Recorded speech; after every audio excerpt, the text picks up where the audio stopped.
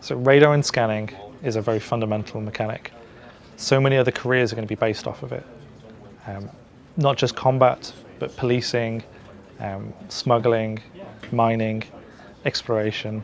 They're all going to be using radar and scanning in some way or another. So making sure that this system works for all of them and complements them and feels natural has been an interesting challenge to overcome, not just in space, but on foot as well. So whether you're in Star Marine or you're just exploring a planet for the first time, the system needs to work in every case. So having an eye on working for the future, but also what do we have right now and making sure that we don't ruin an already good experience has been an interesting challenge to overcome.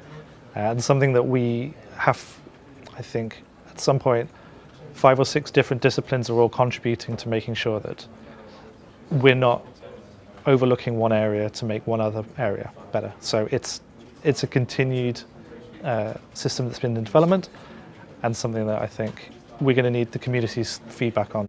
We've been breaking it down into different tiers. So with the cross-section, you take the 3D shape that you're detecting and it works out the dimensions that you can actually see and gives you a result from that. So if you're looking at a ship sort of top down, it'll have a bigger cross-section and side on it'll be a smaller signal that gets to you. As well as cross-section, we've got infrared and electromagnetic, which are sort of systematically worked out from the items on the object that you're picking up on the radar.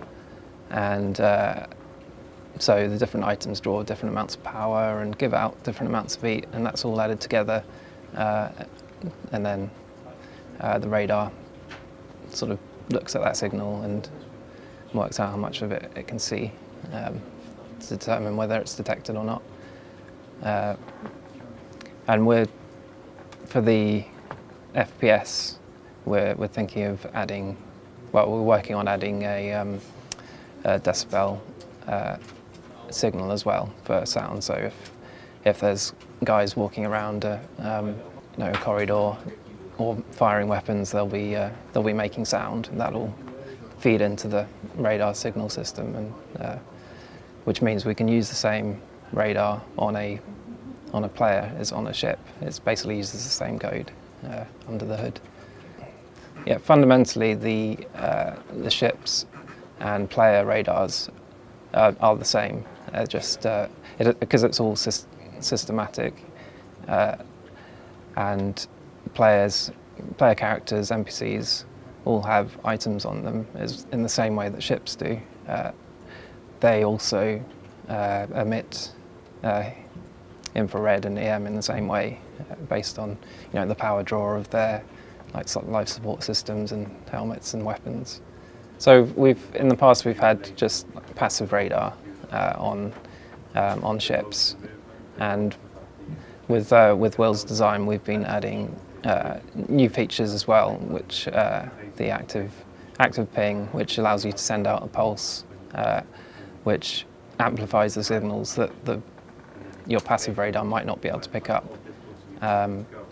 And so I've implemented it's sort of done on a kind of like a golf swing type mechanic, where you hold down a button, wait for it to charge up, and if you get it right, let go. It sends out a ping, which is much more powerful than the passive radar.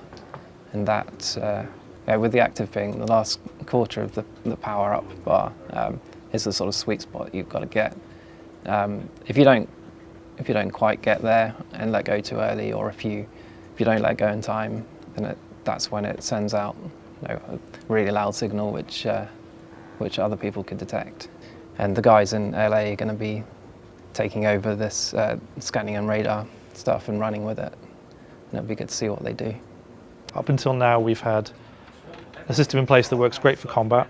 A ship will come into range and you can pick it up, and it tells you everything you need to know about it, who it works for and the name of the ship, and you can fight it straight away.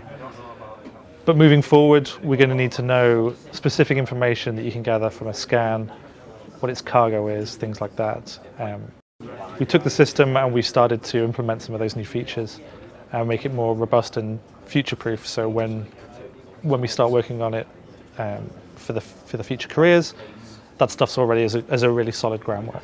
We're going to be seeing a lot more scanning and radar focused ships, more utility ships, I guess you'd say, where the focus isn't on combat but on gathering of information. We've seen it recently with the Terrapin, but we've also got the Freelancer DUR, the Constellation Aquila, ships that are designed for exploration or data gathering, that are going to have additional utility mounts used specifically for scanning or increasing radar range that allows them to capture information.